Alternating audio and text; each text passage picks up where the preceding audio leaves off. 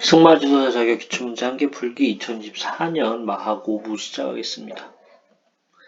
46. 육성마 사양관리에 대한 설명으로 옳지 않은 것은 1. 망아지의 나이가 11에서 12개월령이 되면 암말과 수마를 격리해 사육하는 것이 바람직하다.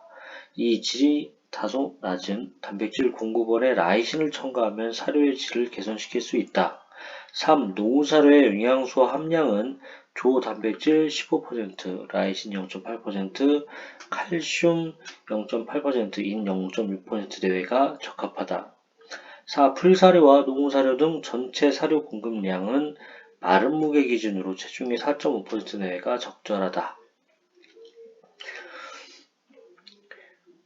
이거는 어떻게 보면 하나하나 문장이 좀 어렵게 막 숫자를 정확하게 알아야 되는 것처럼 낼 수가 있는데 그런 문제가 아니었나 좀 생각이 됩니다. 그래서 그 답부터 얘기해 드리면 4번이 답이고요. 1번, 2번, 3번은 맞는 표현입니다. 그러니까 암말 같은 경우에 12개월 전후해서 임신을 할 수가 있잖아요. 그렇기 때문에 그 암말과 수마를 격리해 사육하는 게 바람직하고요. 그리고 단백질 공급원에 단백질 공급원이 좀 질이 낮다 하면은 라이신을 첨가하면은 사료의 질을 좀 개선시킬 수 있고, 그리고 용우사료 영양소 함량은 조단백질 15%, 라이신 0.8%, 칼슘 0.8%, 인 0.6% 내가 적합합니다. 3번 문장 같은 경우에는 이렇게 막 디테일하게 숫자가 또 나올지 모르겠는데 어쨌든 이번 시험에 나왔어요. 4번이 틀린 이유, 옳지 않은 이유가 뭐냐? 그 이유는 2.5% 내외가 적당합니다. 사료 공급량은 마른 무게 기준으로 2.5%를 기준으로 잡고요. 바디 컨디션이라든가 아니면은 해당 말의 특성에 따라서 좀 조절하는 겁니다. 그래서 4.5%는 좀 과다하다. 육성마 사양 관리에 옳지 않다. 이렇게 보시면 되겠습니다. 47. 마사의 조건과 환경관리에 대한 설명으로 오는 것은 1. 마방의 물통은 바닥에 설치하는 것보다 벽에 달아두는 것이 좋다. 2. 사료창고의 출입구는 손수레가 출입할 수 있도록 좁고 문턱이 있어야 한다. 3. 출입문을 상단과 하단으로 분리하면 말이 외부로 노출되어 불안감을 느낀다. 4. 마방은 넓이가 1.8m 곱하기 1.8m 이상은 되어야 하며 벽의 높이는 1.8m 정도 되어야 한다. 요거는 하나씩 읽어보면은 그렇게 어려운 문제는 아니었던 것 같아요. 2번 같은 경우는 손수레가 출입을 해야 되는데 좁고 문턱이 있으면 손수레가 들어갈 수 있나요? 이렇게 생각을 할 수가 있을 것 같고, 우리가 승마장에 가면은 당연히 이제 말이 이제 밖을 좀 내다보면서 이렇게 고개를 내밀고 있는 모습을 많이 볼 수 있잖아요. 그렇게 해야 좀 말이 안정된 상태가 될 수 있기 때문에 상단과 하단으로 분리하면은 내다보기 때문에 안정된다. 이렇게 좀 생각이 될 수가 있을 것 같아요. 네, 발이 외부로 주제 오히려 불안하다. 그러면 저희가 일반적으로 이제 마방에 갔을 때 느낌과 다르니까 좀 이상하다 할 수 있을 것 같고, 1.8m 곱하기 1.8m면은 말 그대로 성인 한 명 크기인데 우리가 마방에 들어갔을 때 딱 성인 한 명 정도 크기면은 말이 그거를 버티고 있을 수 있을까요? 라는 생각을 해보면 너무 좁지 않나 이렇게 생각이 될 것 같습니다. 그래서 그런 거 생각하면 2번, 3번, 4번은 답이 아니다라고 체크를 하실 수 있을 것 같고요. 1번 같은 경우에는 물통은 책에 있는 대로 바닥에 설치하면 발로 차서 엎거나 이렇게 왔다 갔다 하면서 먼지가 들어가거나 하다못해 벌레나 치수 들어가기 쉽겠죠. 그렇게 비위생적이 될 수 있기 때문에 벽에 매달아 놓는 것이 좋다. 이렇게 1번이 이제 옳은 거다. 이렇게 생각하시면 되겠습니다. 48. 방목지 기본 조건 및 관리에 대한 설명으로 옳지 않은 것은 1. 방목지 토질은 진흙 성분이 많아 물이 잘 빠지는 곳이 좋다. 2. 독이 되는 풀이나 나무는 제거하고 제거할 수 없으면 말이 접근할 수 없도록 펜스를 쳐야 한다. 3. 방목장 중간이나 가장자리에 키 큰 나무가 있으면 그늘을 만들어 햇볕을 가려주기도 하고 강한 비바람을 막아주기도 한다. 4. 방목지 내에는 말이 항상 물을 마실 수 있도록 물통이 있어야 하고 물통 수시로 세척하여 청결한 상태를 유지해야 한다. 방목지에 관한 것도 되게 자주 시험에 나오는 것 중에 하나니까요. 요것도 알고 가시면 좋을 것 같습니다. 보시면은 요거는 오히려 문제가 그냥 문제를 읽으면 답이 나올 수 있게 좀 이렇게 문제가 나왔어요. 1번 같은 경우에 진흙 성분이 많은데 물이 잘 빠지나? 라고 했을 때는 이게 좀 안 맞잖아요. 때문에 그거를 이 문장 자체가 좀 성립이 안 되네 라고 생각하셔서 풀었으면 좋았을 것 같습니다. 1번 같은 경우에는 보면은 책에는 마사토 성분이 많아 물이 잘 빠지는 것이 좋다. 보면은 마사토가 모래보다 좀 더 굵은 그런 거잖아요. 보면은 식물들 물 빠짐이 좋게 만들 때도 쓰고 막 그런 용도의 툴을 알고 있는데 그런 성분이 많아서 물이 잘 빠지는 것이 좋습니다. 아무래도 물이 고여 있으면 헛디뎌서 다칠 수도 있고 그리고 물이 고인 상태로 오래 있으면 오염이 돼서 말에 먹었을 때 안 좋을 수도 있으니까 어쨌든 물은 잘 빠지는 것이 좋다 하시면 되겠고요. 2번, 3번, 4번도 맞는 표현이긴 한데 이 문장을 좀 이렇게 알고 계시면 좋을 것 같아요. 특히 3번과 4번 같은 경우에는 수시로 2019년도에도 나온 적이 있긴 그대로 나온 적이 있는 문장이기 때문에 3번과 4번 같은 경우에는 꼭 알고 넘어가시면 좋을 것 같습니다. 49. 말의 운동 생리에 대한 설명으로 옳지 않은 것은 1. 말은 많은 에너지를 소모하지 않고도 다량의 산소를 효율적으로 공급받을 수 있다. 이 크레아틴 인상계 에너지는 평소에 소량만 저장되어 있기 때문에 매우 짧은 시간 내에 고갈된다. 3. 경주마로 이용되는 덜어보내는 지근섬유의 비율이 약 89%, 장거리 지구력이 강한 품종이다. 4. 말이 운동 중 최대 심박수에 이르면 주행 속도는 약간씩 상승하더라도 심박수는 더 이상 증가하지 않는다. 말의 운동 생리 파트도 은근히 시험에 잘 나긴 하는데 좀 이번에는 좀 디테일하게 문제가 나지 않았나 좀 생각이 됩니다. 그러면 진짜 하나씩 설명을 드리겠습니다. 어쨌든 말은 사람은 숨을 쉬려고 하면은 근육을 움직여서 숨을 쉬어야 되잖아요. 그렇기 때문에 숨 쉴 때 필수적으로 에너지가 소모될 수밖에 없는데 말 같은 경우에는 이렇게 구보할 때 보면 한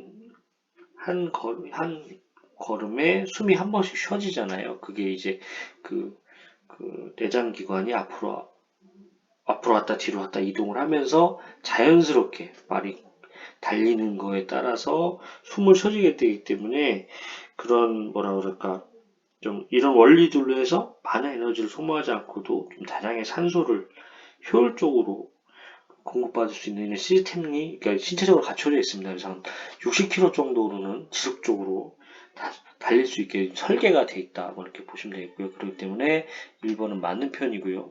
2번 같은 경우에는 지난 시간에 설명을 드렸는데 맹수가 왔을 때 빨리 도망가야 되는데 그때 소화를 시켜서 거기서 흡수를 해가지고 거기서 다시 또 근육으로 보내서 막 도망가고 이게 안 되기 때문에 갑작스럽게 써야 되는데 활용하는 에너지가 크레아틴 인상계 에너지다 이렇게 하시면 되고요.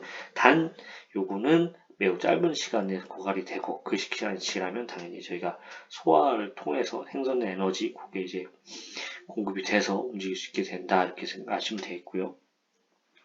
3번 같은 경우에는 경주마 더러브랜 요거는 맞아요.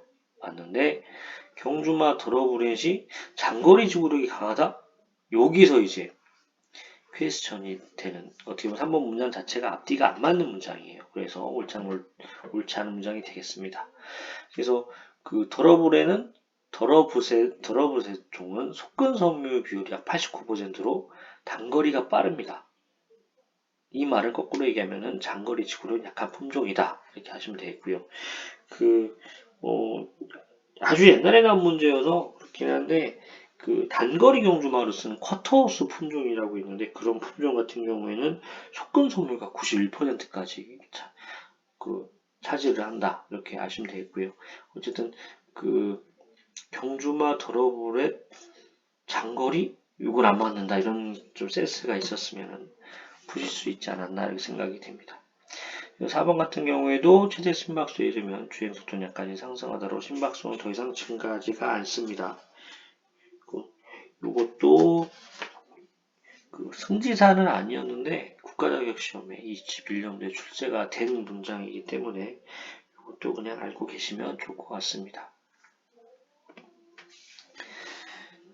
50 다음 장제도구 명칭과 설명으로 오른 것은 긴 집게같이 생겼는데 끝에가 이렇게 동그랗게 이렇게 맞물려 있죠. 맞물려 있는 이런 도구입니다. 1. 못망치 편자에 못 박는 도구. 2. 프리첼 편자 목구멍 수정 도구. 3. 홈리퍼 긴 발굽을 잘라내는 도구. 4. 클린처 제벽에 돌출된 목끝을 굽벽에 눌러주는 도구. 장제도구에 대한 명칭과 설명은 한 2년에 한 번씩은 나오는 것 같아요. 2년에 한 번씩 나오는 것 같고, 요거는 뭐 알고 가시면 어차피 나오는 애들 뻔하기 때문에 알고 가시면 점수 먹고 기본 점수 먹고 갈 수 있는 문제다 이렇게 생각해 주시면 될 것 같고요. 보셔야 될 게 그림을 보고 이게 뭐다. 그리고 그림을 보고 이게 뭐고 이거의 기능이 뭐다. 이것까지 아셔야 돼요. 다행히 1, 2, 3, 4번 요거 그러니까 그 1, 2, 3, 4번의 명칭과 설명은 다 맞아요. 가끔 이 명칭과 설명을 다르게 삐뚤게 낼 때도 있는데 현재 이번에는 맞게는 냈어요. 네, 딱 봐도 망치처럼 안 생겼잖아요. 그래서 1번은 아닌 거고 그 구멍을 수정하기 위해서는 저런 모양이면 구멍 수정은 좀 안 되겠죠.